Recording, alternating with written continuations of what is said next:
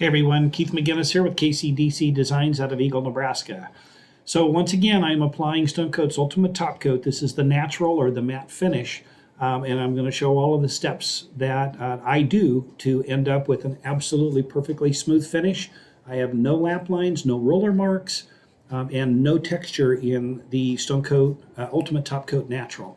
What I'm doing here, it's been 24 hours since I've applied the flood coat, and I'm using my 220 to sand down the surface. And because I have a rock edge on the countertop and a fairly aggressive rock edge on the kitchen island I'll be showing here as well, I'm using a red ScotchBrite pad, which is what I use always for my edges, but especially for rock edges. The red ScotchBrite pad has an equivalent of 320 grit, but it allows me to do a really good job of sanding down the edges without taking any chance of burning through, especially on a rock edge, because you've got those, because it's a textured surface. And if I were to use 220 sandpaper on there, I know that I'm going to end up probably sanding through.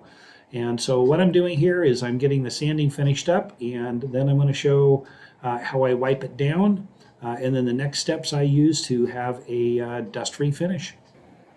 Once again, as I'm wiping off the surface, I'm wiping all the dust towards where I do not have a rock edge, and that just helps, like I said before, it just helps keep the dust off of that rock edge, which is a little more difficult to wipe off and clean. Anything we can do to make the job a little bit easier, right? So this next little short segment here is just to see how many of you are still watching the video. Yeah. Till mama couldn't hold me anymore. And I turned 21 in prison doing life out the road. No one could steer me right. But Mama tried to raise me better pleading I denied. That leaves only me to blame, 'cause Mama tried. So the next step here is equally just as important, and that's de-shedding the rollers. I do de-shed my rollers twice. Again, I'm doing everything I can to make sure that I'm going to have a dust-free surface and pick up no lint. So here's my, this is my homemade lint roller. This is taking a 9-inch roller, putting tape on it backwards, and going over the surface one last time. That's not a whole lot of product.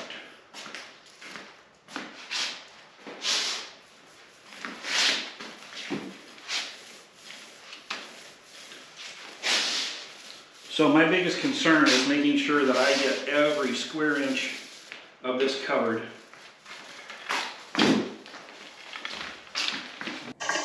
And one way that I assure myself that I do get the entire surface covered and I don't leave any shiny spots is I am applying a little bit of pressure with my wet roller as I go back and forth, and you can tell I'm going in all different directions. I want to make sure, again, that I've got good coverage all the way around. And you'll notice periodically I'm dipping my roller back into getting more product, and right here at the edge of the seam I'm going to add just a little bit more product, because wherever I stop I want that to stay wet. I don't want that to be really thin where that transition is, because that's going to dry out very quickly. What I'm doing now is I'm back rolling with my wet roller. That is a very, very important part in my opinion, because that is what is smoothing everything out. And now the dry roller, all it's doing is picking up just a little bit of product and smoothing out that surface one last time. So you can tell if you watch Roger doing the dry rolling, the weight of the frame, the end of that frame, if you will, is on his leading edge, because that's where the weight is going to be. But he's just going over it very lightly with no pressure, as we've been taught, and going over it one last time. Now, as we finish up with the dry rolling on this, now you'll notice here that I picked up a 6-inch mini roller, and I'm using that 6-inch mini roller because it gets into those 90-degree corners like where I'm at right now, opposed to that 9-inch roller doesn't quite get into those 90-degree corners. I personally feel it does a better job also of going over the rock edge than the big 9-inch roller. As we finish up here, this next segment is going to be a time lapse over 18 minutes, and you'll be able to see how the UTC is going to dry. This time lapse is about 12 seconds, and I apologize with us moving around so fast, but you'll see how it dries out.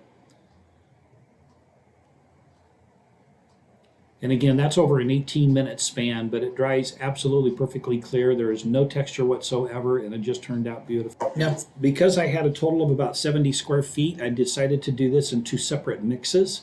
And so the big top we did first with the 9-inch roller, and the smaller top I'm now doing with the 6-inch mini roller, mainly because of the cost of those 9-inch rollers are like $5 a piece. And anytime I do a regular size countertop, I typically use a 6-inch mini roller.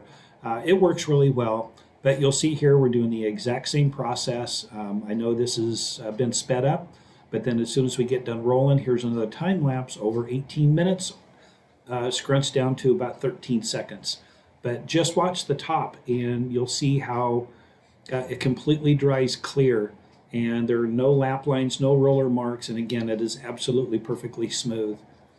What's coming up next? This is just going to be a flyover. And this is a flyover over both of the projects.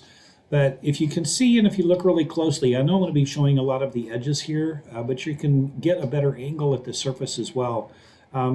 There is because of the fact that I strain the UTC, I also wipe it down really good. I also use the homemade lint roller, which is putting the tape backwards on a 9-inch roller. I have absolutely no dust specks whatsoever. It is perfectly smooth. There is no texture. And it really, really turns out nice. So as I've said before, I'm a really, really big fan of the Ultimate Top Coat. If you take the time to understand the product and learn the product, work with it, practice with it, you too can get it mastered and really end up with some really, really nice finishes. Obviously, the Ultimate Top Coat Gloss does have some visual texture to it, and that's just something that's unavoidable. We just haven't found a way to eliminate that.